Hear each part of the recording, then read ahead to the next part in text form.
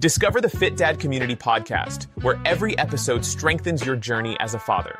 Hear from experts, coaches, and real dads on balancing fitness, faith, and family. Gain practical tools for your everyday life. Join us to support your family better and build stronger communities. Fit Dad Community Podcast. Fitness for life, not just the gym. Hey, what's going on, Al? Welcome back. So tonight we're going to a second part of time mastery class with Al. What's going on, my brother? I'm well, brother. How you living, man? I'm doing really well, man. Thanks for asking. So I'm going to start with this. Al, after the show last week, it's not the show, after the first series last week, I was so excited, man. I was like, man, I could wait to go back to work and say how I'm going to apply it to my life, and I look back when you were in school, right? And then you hear all the theories and and then sometimes you don't know how to apply it. But I was like, man, let me try to do it, and then it start with the acronyms that you use with the core acronyms, right?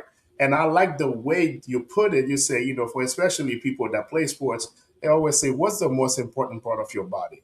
Actually, it's your core. So if you have a strong core, everything else work out perfect, and it goes in line with what we call a Fit Dad community. But I was so excited about it, and I was like, I need to use that. I need to use that. So I was like, I want to start with it first, and then kind of share it that moment. So just a little bit why I use it. So after the show, I had to I was a guest speaker to some leaders at work, and and the way Al explain it, it's a core. You start with the C, contract, right? And O is operational system. The R is relationship. And the E is how you're going to execute it, right? So I was like, man, this is perfect. So how would I take this and apply it to in a manufacturing environment when people can relate to it? So I start with that first. My C would be customer first, right? So my O is ownership, my R, reliability, and my E is efficiency or execution. So Al, I learned from you, my brother, and I was like, I gotta take that. I love this acronym, so I'm gonna start doing it, and I show it to my team leads. They're really excited about it. So thank you for sharing that with us last Absolutely, week. man. I mean, bro, that is no, we're talking about time mastery, but that's self-mastery, right? So like as human beings, as men, I don't want to say in particular, but especially men, sometimes we have this false sense of pride or ego of like I don't want to ask for help. I don't want to take help. But honor and respect to you, because what you just did is you took something that I learned and then I pieced together and made it work for me. And then you did the same thing like in a day. And that's how you put in the reps. That's how you get mastery. You make it work, and you get out and you fumble it, and you're kind of like, that felt a little weird or whatever. But then the other piece is, hey guys, I'm gonna talk to you, be real and vulnerable, and talk to you from my heart, and do that with your team. So now they can understand. All right, here's Carl. Not only is Carl trying to learn, and Carl is putting himself in a position of vulnerability to do so, but he's also working to help us. So now they get to take bits and pieces of the gold nuggets that you've learned and also make it to help them. Man, that's ninja level, bro. That's good stuff. No, thanks for, and then I believe that, so, for some of you, we have the part one right now on YouTube. Please check out the channel, and then you can see what Al is talking about. And I know that the last episode kind of talk about high level way to the way we look at it, but we want to break it down and in a way that, so our audience, when we talk about class, we got all kind of different professional, and sometimes people will be like, man, I don't know how to deal with this. I mean, I struggle with this, and like I said, I started last section. I was like, one of the reason we talk about it, because myself, I struggle with this, right? It's time. We always feel like we don't have enough time, or can we use our time more effectively? And then you sit down and you be like, man, I could have done this, but rather I was doing this. So when people see that, I know last week we talked about doing an audit to see where you're spending most of your time and then see how you can remove some of that waste. If I'm trying to use manufacturing terminology, you got the 7 waste, right? How you can remove the waste is time you're not using effectively. So if somebody is watching, wanting to learn about that, so what would the best way to attack that? How you would? Listen to what you just said. No, I'm somewhat kidding, man. I'm somewhat being facetious, but again, it's part of what I did, right? So to share a little bit, to recap, going back in 2019, I felt I didn't want to let anyone down, right? I wanted to be kind of not necessarily a yes man, but I wanted to be there for my kids, my wife, my family, my business, my team, everybody else. And at the same point in time, it's not necessarily that I was afraid to ask for help, but to your point, I didn't know how to ask for help or where to go. So there wasn't like a book, and you understand that as you get older, you hear, "Hey, time is our most valuable asset." Okay, but what does that mean? Like, that's great. Even if I can wrap my head around that, what does that mean? Well, you dive into the weeds of understanding. Like, first of all, are we spending time or are we investing time? That sounds like kind of like a play on words, but the reality of the situation is high level. If you're sitting there doom scrolling on Instagram or Facebook, and I recognize who our audience is right now as we're live on social media, but if you're just aimlessly scrolling, and maybe there's a value add associated with that because you're just kind of mentally checking out, and there's a component of that can help you reset. But the next thing you know, if you're doing that for 15 minutes becomes an hour becomes 4 hours. How much can you do in that 15 minutes or an hour? Whereas investing time is that if you're going on a first date, you're investing time into that relationship. If you're going on an interview, you're investing time into that relationship. You're investing time by teaching your team the core operating system. But then at the same point in time, understanding how to shift to make it yours. So one of the things that I did was I was coming out of a season, man, in 2019 where I felt like I was doing everything for everybody. And my heart and my mind was to be able to be there to help and assist my family, my wife, my team. But I didn't have a great system on how to do that. So I just felt, as a man, do what you got to do. Wake up earlier, go to more meetings, do more of it. When in reality, the value add came from me from doing less. But it's very hard for us to do less because you feel like your production is tied, or your worth is tied to your production. Yep. So if I don't do more, I'm not going to earn this commission. I'm not going to earn this relationship. I'm not going to earn this business deal or whatever that is. And at the same point in time, you start to feel like things kind of unravel, when the reality of the situation is having an understanding of, am I investing or am I spending my time? Am I living my life by design or default?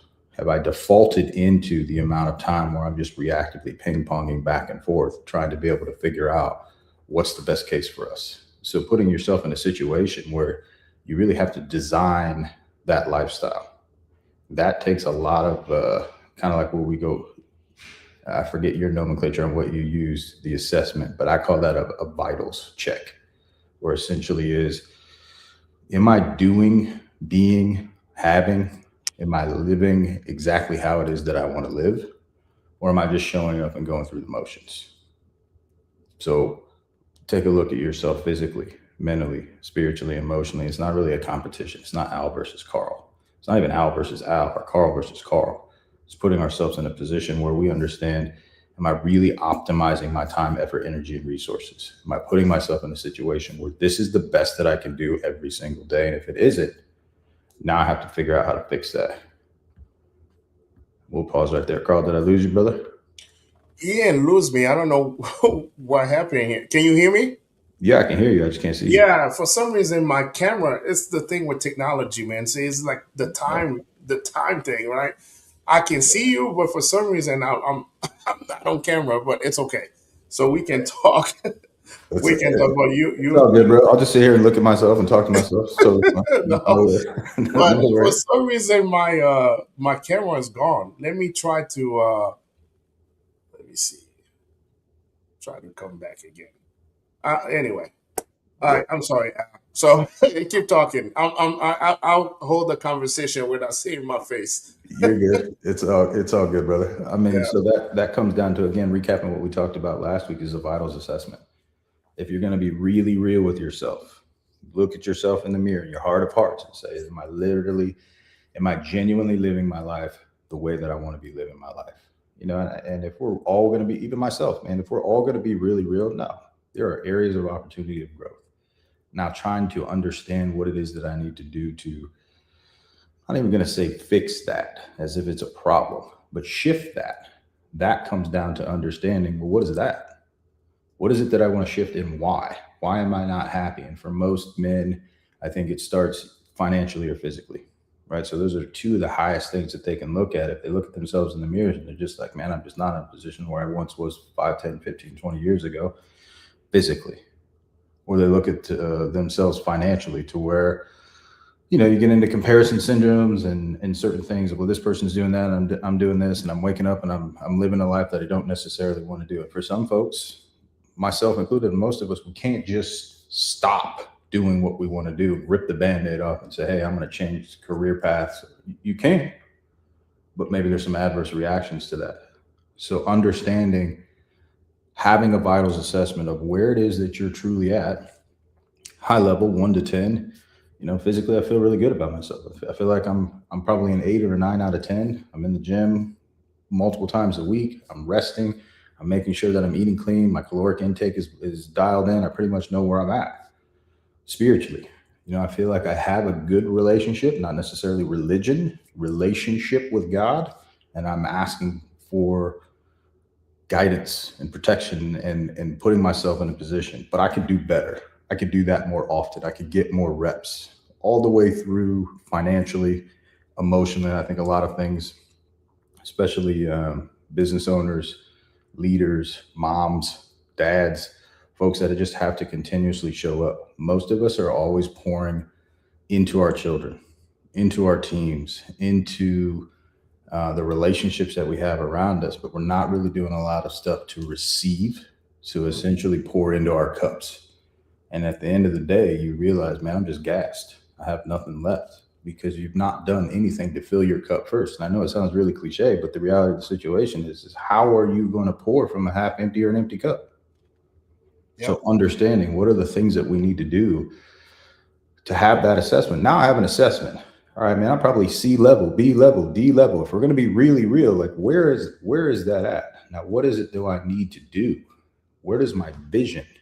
And that's the B part. So the A part is understanding, here's where I'm at. Here's your proverbial starting line, is your vital assessment of where you're at.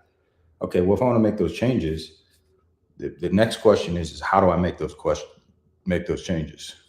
Now, I think I'm just talking to myself. No, you're not. I just put you at the solo layout. So no, you're not talking to yourself. All right, bro. So, you could chime in, man. I don't want to be talking at you, bro. No. Actually, we have one of our viewer here, Michael Bittler. He's making fun of me and said technology is hard for Carl. Hey, listen, I don't know what happened. Technology can be very brutal, just like it can be the best thing ever. But for some reason, my camera went out. But yeah, you're not talking to yourself. You are the center of attention. So I just want to make sure I make your camera the solo camera. But I can still talk to you. I don't want you to look at the black screen and say, If it makes you feel any better, man, I remember, I think it was like the very first podcast I ever did. And it was a buddy of mine, and he has a pretty large audience, probably 500,000 to 1 million followers, ex-NFL player, just NFL's fittest man, like a good friend of mine. So I remember this was like right during COVID or right after COVID, and I digress for a little bit here, but we had everything set up. I was live on Facebook, live on Instagram, and he was the same thing. And we ripped a podcast for like an hour and a half, and it was just two dudes being real and raw and vulnerable, and it was really great content. And the whole time my phone was blowing up. I'm like, man, I can't check my text messages. I can't look at anything.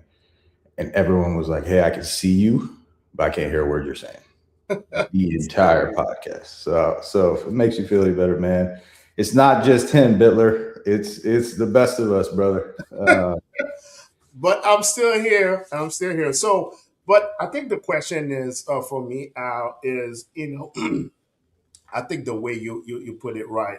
A lot of times, we finding our own demons, right? We got all those, everything we want to do. We want to be strong for ourselves. We want to be strong for our families. We want to be strong at work. Everybody's looking at us to come up with the answers. So with that perspective, we create a lot of burnouts, right? We have people be like, "Man, I'm just going through the motion."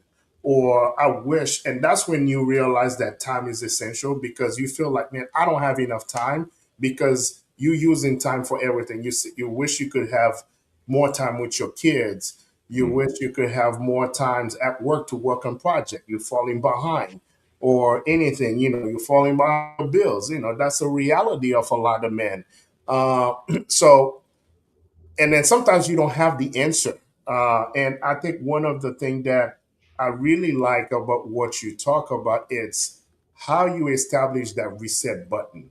It's Mm. not easy to do, but so what are the practical tools that you use to help you establish that reset button? Uh, Yep. In short, man, Especially when is you talk about what you went through back in 2019. What helped you get to that reset button? yep. So I put a lot of time, effort, and research into this, understanding, if I want to be a high performing dad, a Hall of Fame husband, a business leader and mentor, and a coach to some of my clients that I have, like, how do I do all of that? Well, first of all, it comes back to that vitals assessment. First, do I have the ability, the affinity? Am I in a position where I feel like this is even on my heart to do that? Do I want to make a change in this area? And that's where a lot of it starts because, to your point, a lot of us, maybe it's there, like in the back of your head, but I have so much to do. I have this to do. I'll do this later. And I'm not going to say later never comes. But the next thing you know, you're 1, 3, 5, 10 years into a career that isn't really a career you ever really wanted to do. And maybe just because you're a high performer or you're successful at what you're doing or your personality or traits affords you the ability to be successful in whatever that task driven objective is, maybe you scale up in that organization. And now you're in an organization doing something essentially by default that you never thought you were going to be. And I'm not saying that's negative. For some folks, it could be great. But you're in a position 10, 20 years ago, and that's where the term golden handcuffs come from.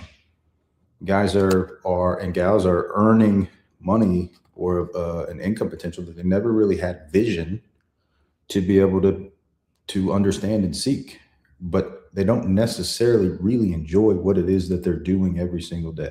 I'm not sitting here, man, saying every day for me is sprinkles and rainbows where I wake up and it's like, hey, this is great. I love everything. But if I do that every day and it's the exact opposite, now I know I'm living outside of my truth.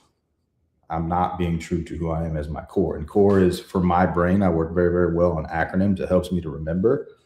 But it can be anything for anybody else. It's just understanding where are you truly at now. And then that vitals assessment is the first part. And most folks don't want to have that real and raw, vulnerable conversation with themselves. But if and when you get to that point, it's like, okay, I don't like this, And again, I'll use an example of physically. So January 1, I'm not knocking anyone, right? So I appreciate everybody's intention. When you go to the gym in January 1, there is a considerable difference in the amount of people in the gym on January 1 as opposed to there was on December 31st, December 15th, Yep, December you're 1st, right. You're right. Yep. Their intention is to change. So they've had those vital assessments with themselves and they just said, you know what, I'm done living this way. But they haven't necessarily pieced together the vision. They don't necessarily know what it is that they want to look like. And because of that, the how isn't there. The operating system isn't there. Case in point, December 1st, you're not going to have many people in the gym. January 1, a lot of people come into the gym. Mm-hmm. February 1, you go back to similar to the amount of people in December 1st. Not necessarily because people aren't seeing results. They don't know how to get out of the default system that they're in because they haven't changed their operating system. The reality of the situation is every single one of us has an operating system, whether we design it and literally do what we want to do every minute of every single day, or we default into it and the world tells us what we need to do every minute of every single day. It doesn't have to be a Band-Aid situation, bro, where you just say, I'm not going to do that anymore. I'm going to rip it all off. If I get fired, my kids don't like me, my wife doesn't like me, my friends don't like me. That's not a realistic situation, but understanding vision on how I'm going to get there, that will give you the how. So the vision is, for example, I want to lose, again, to stick with the physical attributes. I want to lose 10 pounds this year. Or for some folks, I want to gain 10 pounds this year. What does that look like? I want to, maybe it's not even weight driven. I want to be able to stretch. I want to be able to have a better HRV, better cardiovascular system. I want to be able to insert whatever that is. But the other thing that we stop doing, we stop dreaming about it. And again, it sounds really cliche, but dude, if you remember when we were little kids, we're playing, we're coloring, we're dreaming, we're coming up with stuff that, hey, what would it look like if we did this? And then by design, we're picturing ourselves doing something else. As we get older, it's a time suck. You've got so many things to do because most of us, it's our heart to be there for our family, our heart to be there for our spouses, our heart to be there for our teams. But at the end of the day, we don't have a system to be there for ourselves. Yeah. We're not coloring outside the lines. And then the next thing you know, you're putting yourself in a situation where it's like, yeah, I can't really get out of this because I got a mortgage, I got car payments, I got school tuition, I got all of these things that is somewhat the quality of life that I want, or in some cases a really good quality of life. But if I give up doing what it is that I don't really want to do, then I have to give up what it is that I really want to have.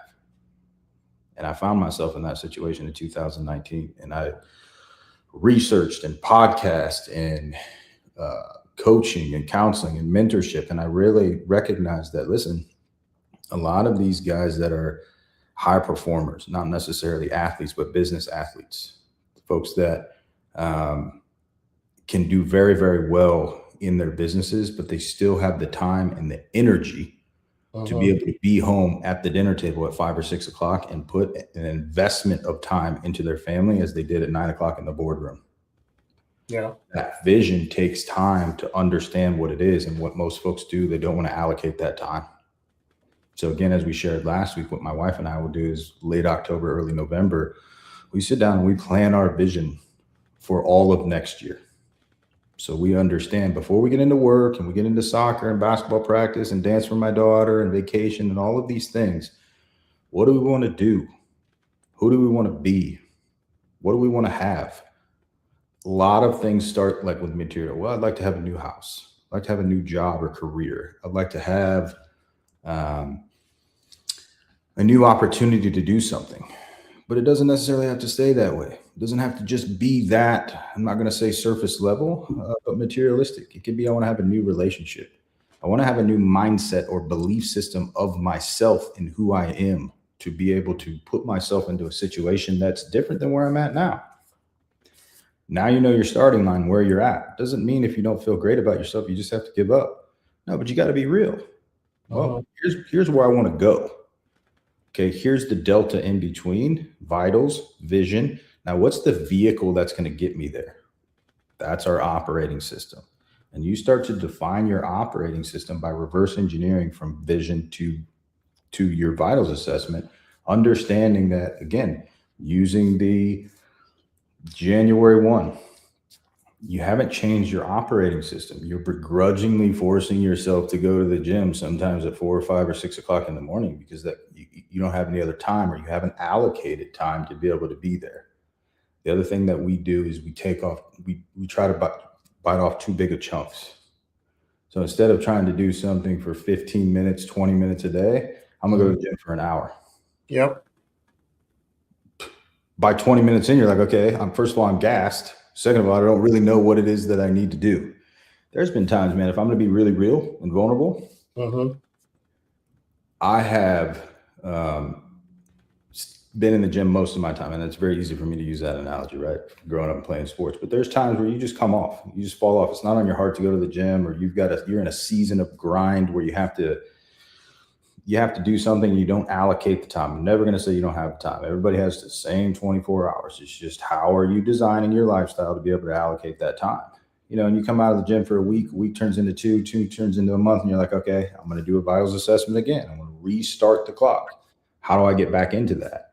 And then we take that big chunk, and you're like, okay, I used to be in the gym for an hour and a half every day. Let me go in and do that. And it becomes overwhelming. You have that self-doubt. You have those conversations in your head. Chunk it down. So I would play these games with myself where I would gamify going to the gym. You got to drive to the gym. If you're not in gym clothes, you got to change your clothes. 15 minutes.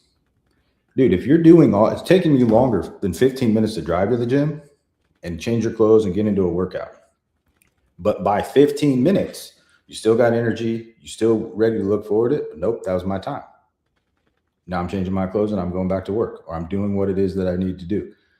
Sooner or later, a day, a week, a month, whatever it is, you start to want to go to the gym. Yep. Start to tell yourself, okay, I can be here for more than 15 minutes. All right, then increase it. Now 15 goes to 20, 20 goes to 30. The next thing you know, you're back there. Same thing with your circadian rhythm. So for me, dude, it is not for me naturally, when we talked about my operating system, to wake up at 4 o'clock in the morning and be in the gym by 5. Yeah. That some days is still a challenge for me. Tell me about it. Many times you hit that snooze button. Well, so I got a thing with snooze too, that we'll talk about that as well. But if I am wanting to put myself in a position where literally in the season that I'm in right now, that I just don't have the time, or I cannot allocate the time to go over lunch. And by the time I get out of work, it's 4 or 5 o'clock, and I can't go between 4 or 5 o'clock because I have to take the kids to practice. I've got family dinner. I have these things. Right. Can I do that at night? For me, I am an early riser now because I've trained my circadian rhythm by waking up at 7 o'clock. Now I'm going to wake up 15 minutes earlier at 6:45, 6:30, 6:15, 5:30. Now you start to give yourself baby steps into doing that, and you're designing your operating system. Yeah. As opposed to just default waking up whenever you have to because you got to go to work or whatever you want to, and putting yourself in the situation. Now think of your mental victories. Yes. Hey, I woke up and I didn't really want to do this, but I did it. And if I did this, maybe I can do this. Doesn't have to feel good. Doesn't have to look good. I don't have to necessarily see the fruit of the result, but I know that I'm doing it. I'm being committed to my vision. That's the biggest piece, is your vision has to be wild enough and determined enough to say, like, I'm not going to do this. So for example, again, going back to using the example of, hey, I want to lose 10 pounds. If I want to lose 10 pounds, simple things like I'm not going to have cookies or ice cream in my house, because every single time I open up the fridge, the pantry or the freezer, and I see cookies or ice cream, I am literally spending time and energy convincing myself I don't need that. I don't need that. Why? Yeah. Literally remove that. And now I'm investing time and energy into other things that are productive for me. That vision excites you.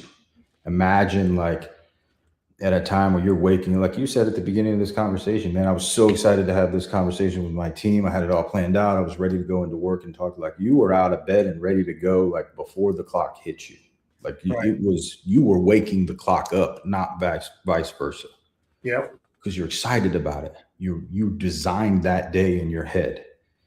Conversely, if you don't necessarily have that, and again, hear my heart when I say this, it doesn't have to be that every single day. But most of the days, you should be in a position where you like to do that. If not, it's time to go back and have another vitals assessment. Mm-hmm. If I'm hitting snooze, I'm cheating myself.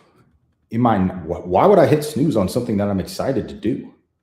Right. Why would I hit snooze on something like I genuinely want to do? And I'm not going to sit here and fluff, dude, and be like, every morning I'm ready to go at 4 o'clock in the morning and it's just good old everything. No, but I don't hit snooze. I don't hit snooze on my goals. I don't hit snooze on my vision, matter of factly. And if I got to have myself a little bit of pep talk, then that's exactly what I do. So high level, those are the tips and the tricks that I use to be able to start to design an operating system. And then I give myself some grace. I understand that I'm not perfect.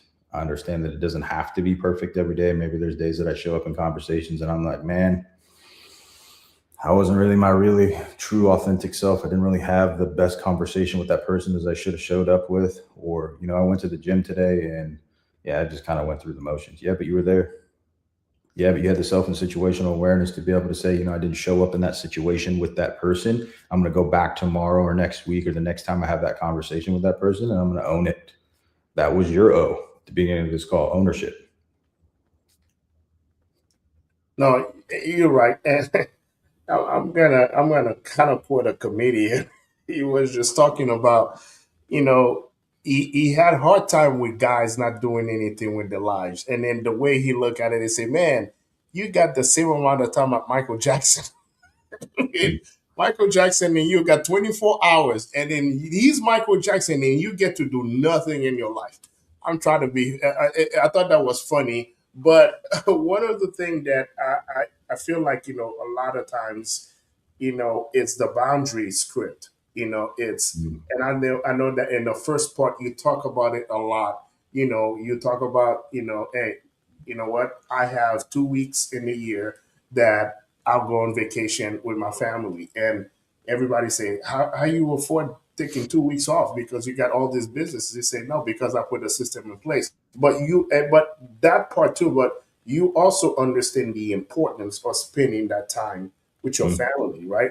So, Right. and I think one thing too that we want the audience and the viewers to know is sometimes that's where we struggle. It's hard to say no. It's hard to say, you know what, this is not the time to do it, and this is the time that I have to spend time with my kids, and I have to spend time doing this, or I have to spend time work on my business. Not, those are the things that I feel like we struggle at times, is how to recognize that and how to prioritize that, right? And I 100%, think bro. one other thing that I really like that you say is the fact that if you want to use the sport analogy, is a lot of times we like to hit the home run all the time because we want to go fast. We want to go to the final destination instead of saying that it's the small victories, right? So Mm. instead of try to set us up and try to work out for 1 hour, maybe you work out 10 minutes and build yourself up. Now that 1 hour, you know exactly what to do in that 1 hour. And I think sometimes we have those big goals, those big vision, and then we'll be like, yeah, I want to go to the gym for 1 hour because Al goes to the gym and he look a certain way and then he works out for 1 hour. So I need to do that. I need to go in 1 hour, but that 1 hour might not work for you. But I think so for somebody like you that have big business, multiple business, you got people working for you, where your time is very valuable in how you put it together. So what are the things that you use? Is it something that you use some type of documentation? Or is it you use your technology, the phone, even the technology is not working for me now to see my face. So what are the things that you use to kind of keep the accountability or keep you honest? It's good, dude. There's a lot to that, right? That's a very good question. So understanding what tools can help me time collapse. So first of all, what we're talking about right now is essentially a glorified time blocking. So understanding what I'm going to put in there. So I negotiate my days on Sunday evening. Well, higher level, I negotiate my entire year, but this is what I want to have accomplished for my businesses, for myself, personally, professionally, for my kids, my wife, whatever, by December 31st. And I get very finite on that, like matter of factly clear on these are my goals and objectives. They don't always come to fruition, but I understand that this is where they're at. From there, like we talked about, most businesses, Business 101 is going to teach you to do a quarterly review with your employees, a quarterly review of, if I want to earn $1 million this year, then by June 1st, I should have a gross gain of 500K. Well, how many of us are doing quarterly assessments of ourselves. Yeah. That's really how it all started with me. It was like, okay, let me just do this every 90 days. So that way, at least I know I'm on track or not. And then as I got into that, I recognized like, okay, but I need more touches. I need to do that sooner. And I started doing that once a month. Now I do it every Sunday night. So I look at my calendar. The very first thing is you hit the nail on the head at the beginning of what you just said, bro. Every single one of us, myself included, to some days is like, man, I want to say yes. So I had a buddy of mine just today, travels all the time. I used to be really good close friends with him. We used to train together in the weight room. He's got multiple businesses himself. He's bi-coastal, so he's in California and Florida, all over the place. And when he's in town, hey man, you want to go to lunch next Wednesday or whenever it was? My first response is absolutely, man. I'll make time. I'll figure it out. And now as I'm looking at my calendar, the first thing I'm looking at is that's probably an unrealistic expectation for me. I can maybe make this work, or I can make this work, or I can do this. We say yes and we overload ourselves because of what we want. So you have to learn to say no to protect your yes. Yep. Or it'll never be your yes. It'll be somebody else's yes that you want to do for them because of them. Now there's a litany of caveats to that, right? I'm not telling you just to go walk around and say no to everything, but dude, there was a season of my life where I did. I would love to do that, but I can't. Not even I can't, I won't. It doesn't align with my vision. And the reality of the situation is you're probably it's going to be off-putting to some people, family members, friends, especially those people that are used to you saying yes to them. Yep. Well, I have to say no. And hear my heart when I say this, it has nothing to do with you. Don't make it about you. It's me. And then the question becomes, every Sunday night, are the meetings on my calendars, are the job site visits on my calendars, are the insert here on my calendar, does that get me closer to or farther away from my vision on December 31st of this year? Yes or no? There's no yeah, but there's no comma. If I even second guess that, then I know I've let a yes in when I should have said no. And I'm not emotionally attached to it. I'll send an email, I'll make a call, send a voice text. Hey, I just want to let you know I committed to this and I'm overcommitted. I apologize in advance. This is an inconvenience and I'm going to have to respectfully decline. That's the very first thing that I do is I've given myself reps. You know, there's still some times where I'm like, hey, I don't really want to say no to this, but I need to, I should, doesn't align with me. Again, it goes back to the cookie conversation.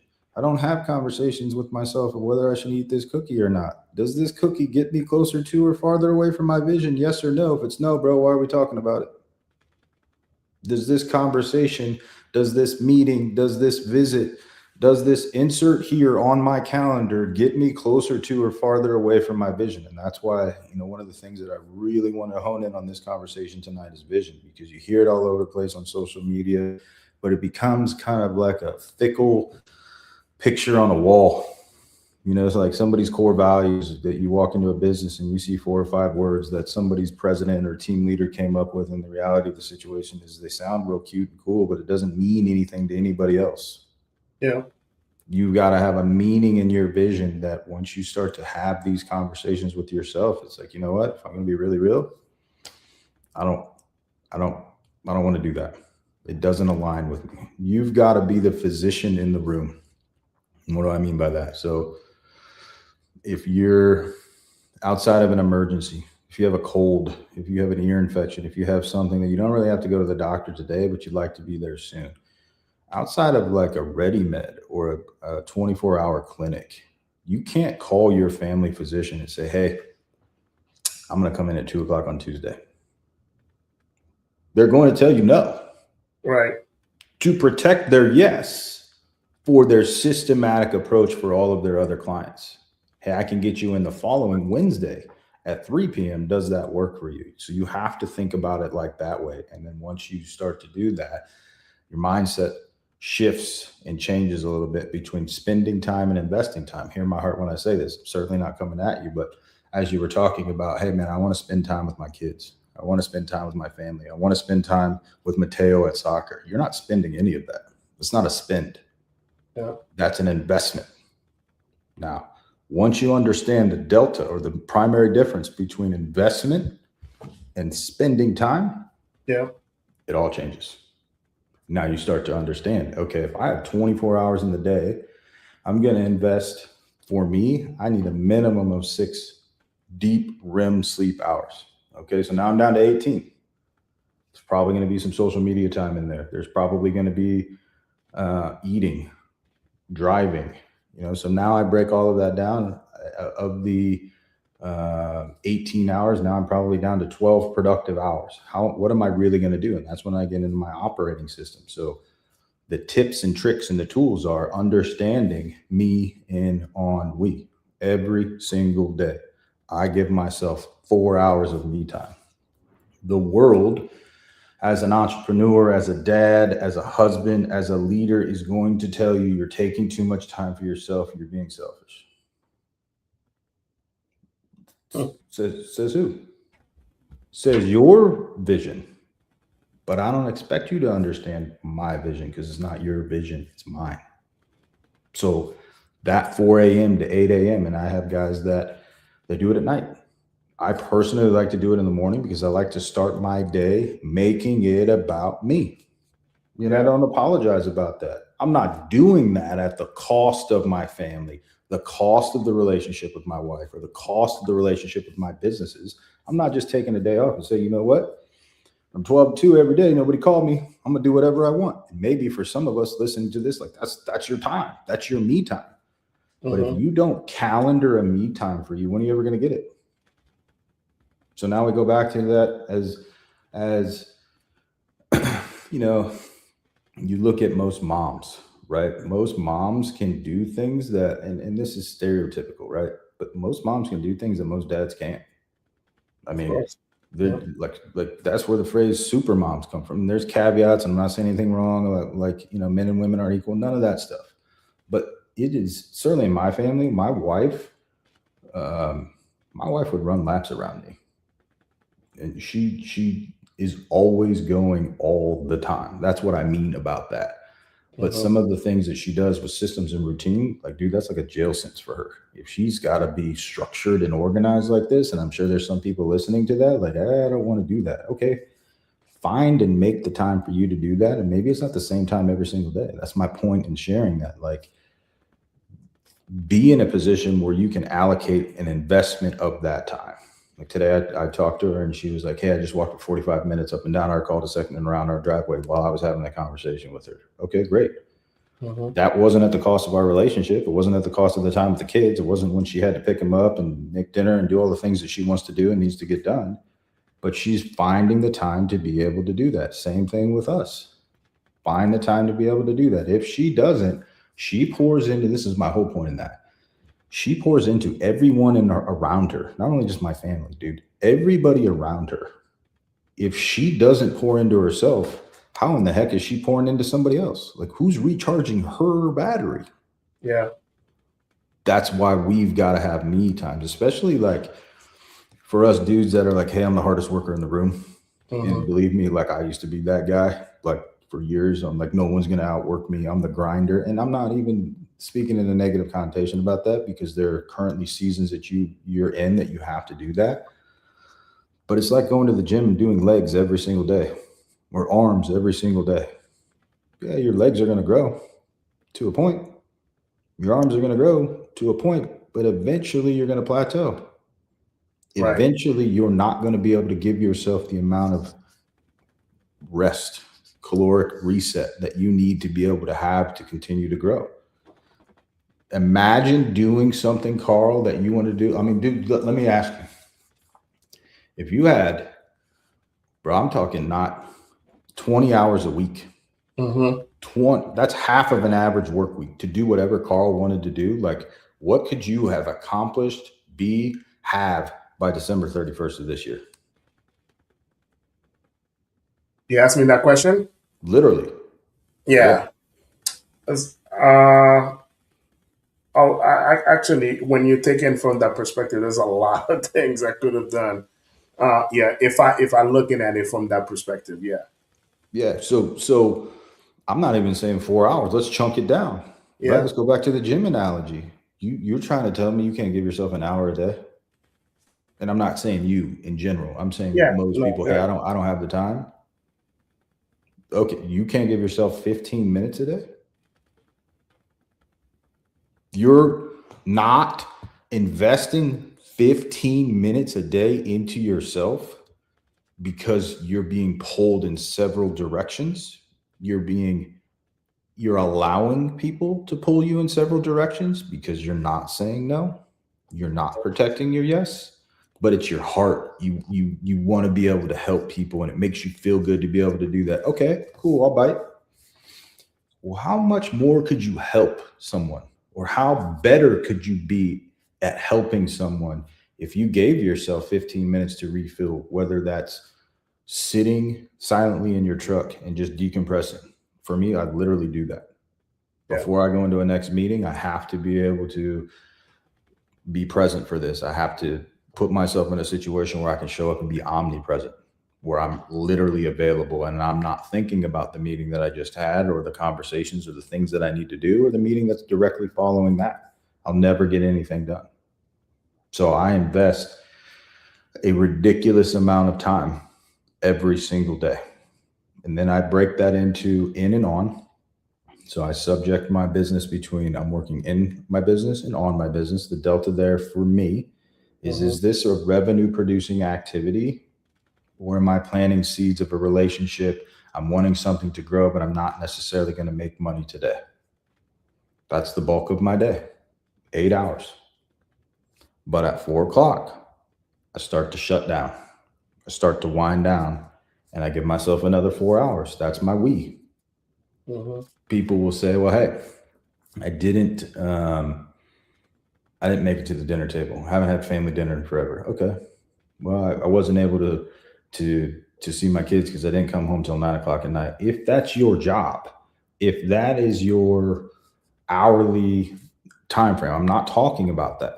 There are other situations where you can create caveats and work around that, but I'm talking for the individual that says, hey, I'm a 9 to 5, 8 to 4, whatever that looks like, the bulk of my day. But then I come home, I got baseball practice, soccer practice, travel sports, I've got dance, I got to get dinner, I got to do all these things. And the next thing you know, I'm helping the kids with the homework and it's 10 o'clock and I'm just gassed.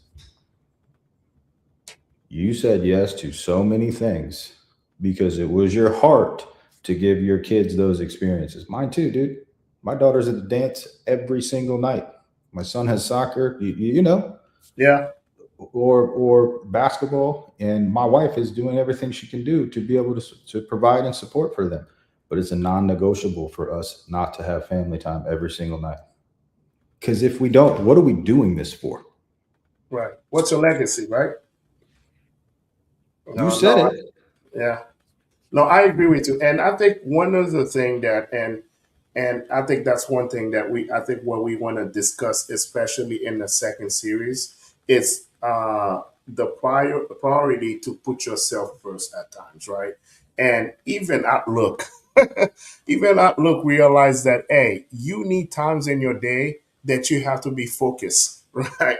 You know how many times that Outlook have to focus? It's a you got too many meetings. Now this is your time for you to focus. And I think sometimes that's where we don't understand that time when we have to decompress, when we have to take about ourselves, when we have to looking at the meat and whatever that looks, right? Whether it's you reading something or whether it's you meditating, in your car or whatever it is. But you gotta take care of yourself, right? If you don't take care of yourself, you won't be able to do the other part.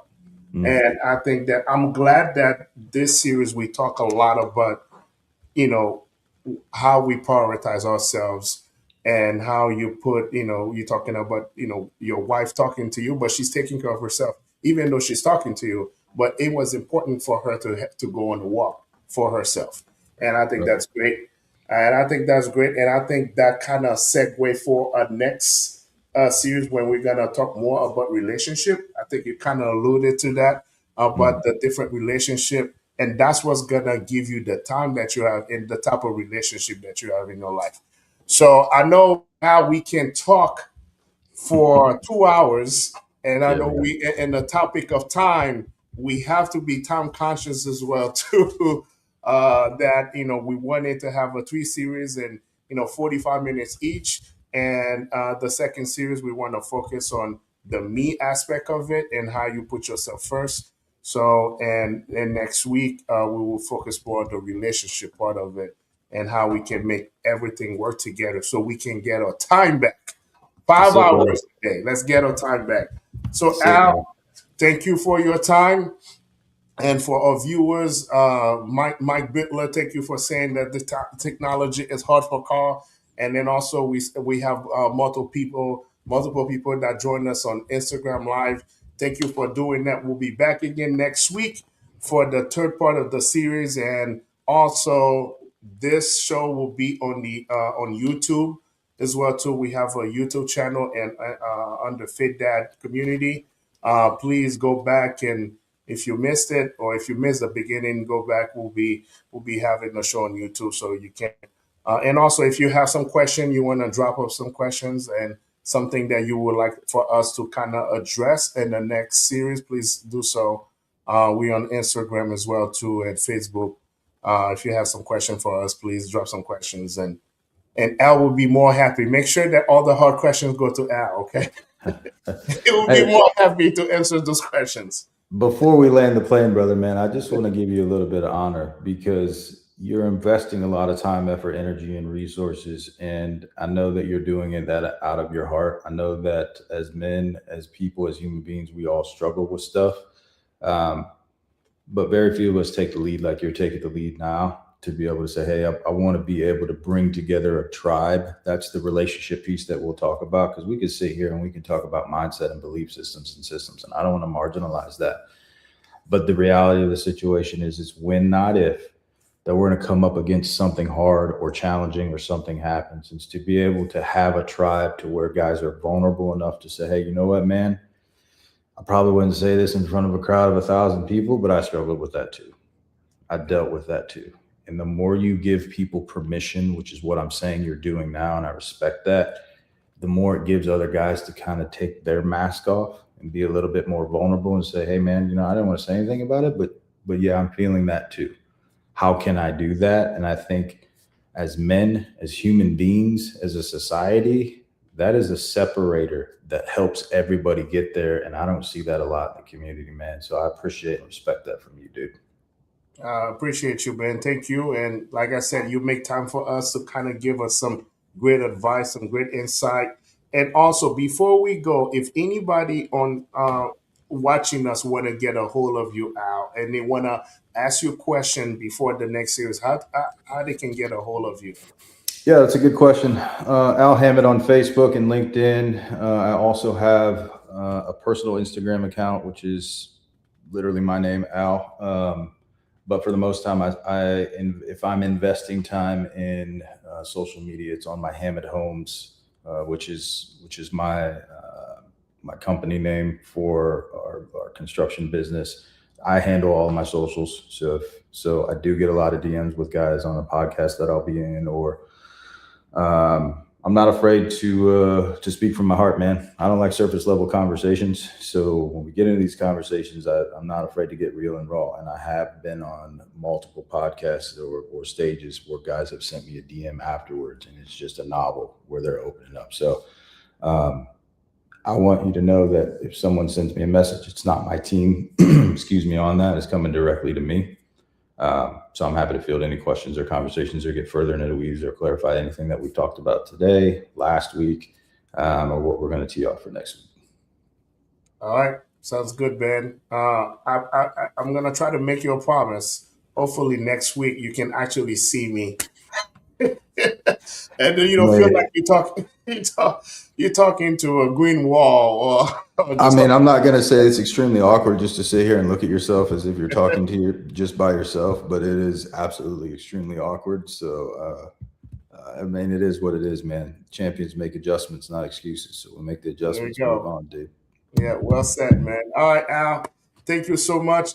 We see you next week for the third series, the third part of the series. So you have a good night, and appreciate you, man. Likewise, brother. We'll see you, man. All right. Discover the Fit Dad Community Podcast, where every episode strengthens your journey as a father. Hear from experts, coaches, and real dads on balancing fitness, faith, and family. Gain practical tools for your everyday life. Join us to support your family better and build stronger communities. Fit Dad Community Podcast. Fitness for life, not just the gym.